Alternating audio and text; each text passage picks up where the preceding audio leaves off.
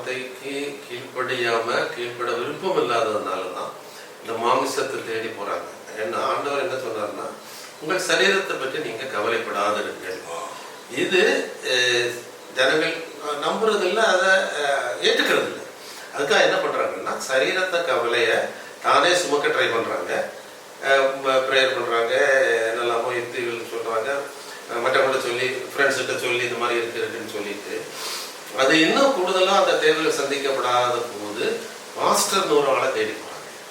இப்போ சரீர தேவைக்காக தான் பாஸ்டரை தேடி போறாங்களே தவிர பைபிள் உள்ள காரியங்கள் ஆன்மீக காரியங்களுக்காக அவங்க தேடி போறது இல்லை சுத்தமாக. இப்போ அதனால பாஸ்டர்களும் உண்மையா அவங்களுக்கு ஆன்மீகத்தை இருந்தாலும் இவங்களுக்கு அது வேண்டாம். அப்போ சரீர தேவைக்காக பாஸ்டரை தேடி போறாங்க.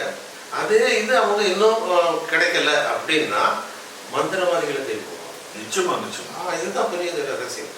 அப்போ இது ஜனங்களுக்குள்ள உள்ள பெரிய அறியாமை, ஜனங்கள் ஆண்டவரை பற்றியுள்ள ஒரு விசுவாசம் இல்லாத கூட்டம் தான் இப்படி செய்துட்டு இருக்கோம். இது மாறணும். ஓகே, அடுத்தது நம்ம இப்ப பேசிக்கொண்டிருந்தப்போ நிறைய பேர் நினைப்பாங்க, அப்ப எல்லாரும் சாமியாரா துறவரமா போகணுமா அப்படின்னா அது இல்லை.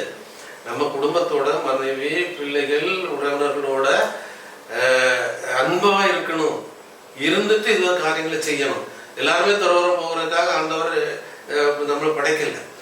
அது மாத்திரமில்ல, ஆண்டவர் நம்முடைய சந்ததிக்கு இந்த செய்தியை சொல்லணும். அப்போ எல்லாரும் துறவரம் போயிட்டு உலகத்தை வறுமையாக்குறது அல்ல, சந்ததிகளை உருவாக்கணும். ஆபிரகாமுக்கு ஆண்டவர் அவரை பார்த்தப்போ அவருக்கு ஆசீர்வாதம் கொடுத்துட்டு அவரு சொல்லுவாரு, இவன் அவனுடைய மகனுக்கு அவனுடைய பிள்ளைக்கு, அப்போ குழந்தை கூட கொடுக்கல, பிள்ளைக்கு என்னை பற்றி சொல்லுவான் அப்படின்னு ஆண்டவர் சந்தோஷப்பட்டுட்டு அவருக்கு திருப்பி அவர் அதை செய்ய போற காரியங்களை சொல்லி கொடுப்பாரு.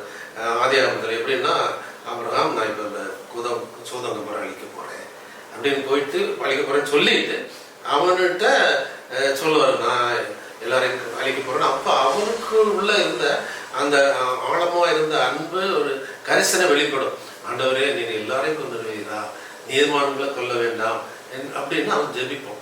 இப்போ அந்த காரியம் ஆண்டவருக்கு பிரியமா இருந்ததுனாலதான் அவனுக்கு மகனையும் அவன் இந்த இதுல வழி நடத்துவான் அப்படின்னு அவனை ஆசீர்வதித்தார். அதே மாதிரி ஒவ்வொரு பேரண்ட்ஸுக்கும் என்னோட பிள்ளையை ஆண்டவருக்குள்ள வழி நடத்துறது பேரண்ட்ஸோட கடமை, ஒரு பாஸ்டரோட கடமை இல்லை.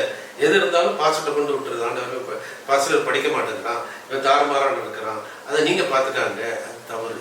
ஒன்னுட இருந்து நம்ம பிள்ளைகள் நம்மகிட்ட இருந்து படிக்கணும், நம்ம அதுக்கு மாதிரியா இருக்கணும். விசுவாசம் ஆபிரகாம்ல இருந்து அவன் சந்ததிக்கு போச்சு. அதுபோல நாமும் ஆண்டவரை விசுவாசிச்சு நம்முடைய உள்ள விசுவாசத்தை அவன் கற்றுக்கொள்ள வேண்டும். இதுதான் மிக முக்கியம். அல்லாம மாம்ச தேவைக்காக பிறரை நாடுவது, அப்படியே நமக்கு மாம்ச தேவை இருந்தால் ஆண்டவர்கிட்ட கேட்கலாம். அதுக்கு ஒரு ஏஜென்சி வைக்க போகும்போதுதான் அவருக்கு முடியாம இன்னொருத்தருக்கு முடியாம. இப்போ முக்கியமா பாத்தீங்கன்னா அது ஒரு பெரிய ஒரு தவறான காரியம். லோக்கலா இருக்கிற தன்னுடைய பாஸ்டர்கிட்ட போவாங்க, அது இல்லையா நடக்கலையா, அங்கே பிரபலயமா இருக்கிற தன்னுடைய ஏரியாவில் இருக்க இன்னொரு பாஸ்டர்கிட்ட போவாங்க, அதுவும் இல்லையா தொலை தூரத்துல இருந்தாலும் ஃபேமஸான பாஸ்டர்ஸ் அவங்ககிட்ட போவாங்க. அது மாத்திரம் இல்லை, இன்டர்நேஷனலா இருக்கவங்களுக்கும் கடிதம் எழுதுவாங்க, பாஸ்டர் எனக்கு இது மாதிரி இருக்கு, எனக்கு ஜெபிக்க. அப்போ ஆண்டவர் மேல விசுவாசம் வச்சில்ல, இந்த ஊழியக்காரங்களுக்கு மேல விசுவாசம் வைக்கிறத இவங்க மாற்றணும். முதல்ல தன் மேல விசுவாசம் வைக்கணும். நான் ஆண்டவர்கிட்ட கேட்பேன், நான் என் பிள்ளைங்களுக்கு கற்றுக் கொடுப்பேன், நான் செய்யற காரியத்தை ஆண்டவர் எனக்கு வாய்க்க பண்ணுவார், அதனால நான் ஆசீர்வாதமா இருப்பேன். இதுல இருந்து நான் ஆசீர்வதிக்கப்பட வேண்டிய ஜனங்கள் குடும்பத்தை கட்டிய ஆண்டவர்களை நடத்தும் போதுதான் தெய்வ காரியங்களை மற்றவர் ஆண்டவர் அவர்களுக்கு கொடுப்பார். இந்த பைபிள்ல பாத்தீங்கன்னா நீங்க ஆதாம் ஏவாள் காலத்துல இருந்து இன்னைக்கு வரைக்கும் ஒரு காரியம் மட்டும் பர்மனண்டா இருந்துகிட்டே இருக்கு. அது என்னன்னா, ஆண்டவருக்கும் சாத்தானுக்கும் இடையே நடக்கிற போராட்டம். இப்போ ஆதாம் கிட்ட ஒரு ஆதாம் ஏவாள் விஷயத்துல பாத்தீங்கன்னா, அங்க சாத்தான் இவங்களுடைய ஆதாம் ஏவாளுடைய மாம்ச இச்சைகளை தூண்டிடுறான். ஆண்டவர் ஆத்மாவை பார்க்கிறவர். சாத்தான் மாம்ச இச்சைக்குள்ள காரியங்களை கைக்குள்ள எடுத்துக்கிட்டு அவங்களுக்கு எடுத்து மாம்ச இச்சைக்குரியவர்களை ஆக்கிடுறான். இந்த போராட்டம் தான். அப்புறம் பார்த்தீங்கன்னா ஆபிரகாம் பார்த்தீங்கன்னா உனக்கு குழந்தை இல்லைன்னு சொல்லி அவனை வந்து ஒரு மாம்ச இச்சைக்குள்ள கீழ்ப்படுத்தி அவனுக்கு வந்து ஒரு வேலைக்காரி மூலமா குழந்தைய பெற வச்சு இந்த மாதிரி அவனை பாவங்கள்ல ஈடுபடுத்தலாம். ஆண்டவர் என்னன்னா குழந்தை நான் கொடுப்பேன் அப்படிங்கிற ஒரு சத்தியத்தை கொடுக்குறாரு. அவருக்கு கொடுக்குறாரு. அவரு வந்து ஆன்ம பலத்தை தான் அவரு வந்து சோதிக்கிறாரு. கடைசியா அங்கேயும் அந்த பிரச்சனை ஆண்டவருக்கும் சாத்தானுக்கும் பிரச்சனை. அதுல வந்து ஆண்டவர் கடைசியை வின் பண்றாரு. ஆண்டவருக்கு உள்ள இருந்தா அவங்க ஆசீர்வதிக்கப்படுவாங்கிறத அங்கே வெளிப்படுத்துறாரு.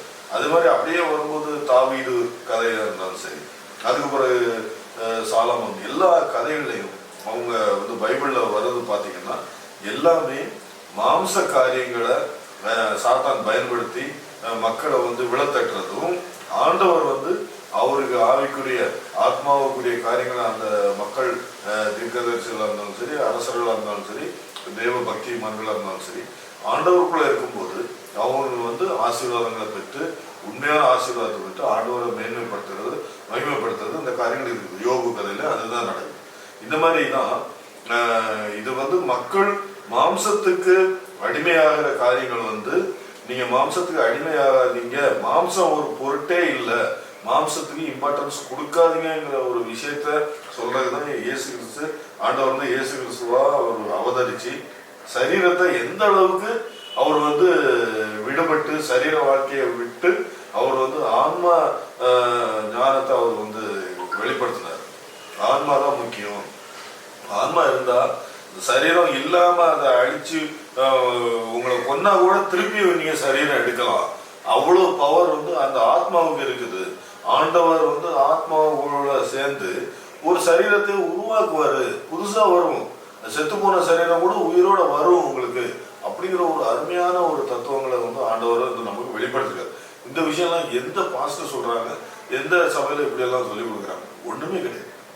ஏன்னா இருக்கிற வாழ்க்கையில எப்படி சந்தோஷமா வாழ்றது, எப்படி பணத்தை சம்பாதிக்கிறது, எப்படி வந்து எல்லா பொருளையும் தனக்கு வசமாக்கி கொள்றது, இந்த மாதிரி காரியங்கள்லாம் பாஸ்டர்கள் சொல்லி கொடுத்து மக்களை ஒரு நரகத்திற்கு நேராக வந்து மக்களை வழிநடத்திட்டு இருக்காங்க.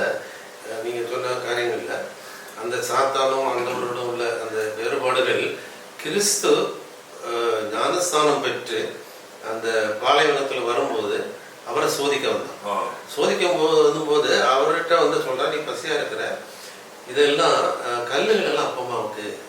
ஆண்டவர் என்ன சொன்னாருன்னா, ஏற்கனவே பைபிள்ல எழுதி வச்சிருக்கு, அவருடைய வார்த்தையினால நான் ஜீவிப்பேன்.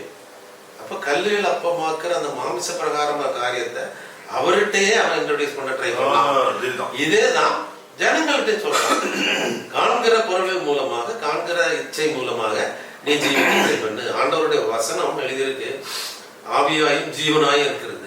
என்னுடைய வசனம் ஆவியாவும் ஜீவனாயும் இருக்கிறது.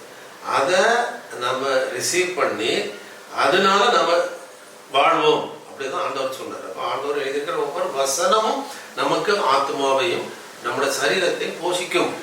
அதுல இருந்து விடுபட அவன் முயற்சி பண்ணும்போது நம்ம ஜாக்கிரதையாய் ஆண்டவர்கிட்ட விசுவாசத்தோடு இருக்கணும். இதுதான் இந்த ஊழியம் ஜனங்களுக்கு சொல்கிறது. ஆண்டவரை திருப்பினால இன்னும் வருங்காலங்களில் அநேக காரியங்களை நீங்க கொஸ்டின்ஸ் இருந்தா கேளுங்க. இது விரிவாய் நடக்கும் அப்படின்னு நாங்கள் விசுவாசிக்கிறோம். இதை கேட்டுக்கொண்டு இருந்த ஒருவருக்கும் ஆண்டவருடைய கிருபை உண்டாவதாக. உங்களுக்கு உண்டான சந்தேகங்களை எங்களுக்கு தெரியப்படுத்த முடியாது. நாங்கள் மட்டும் கேட்டுக்கொள்கிறோம். நன்றி, வணக்கம்.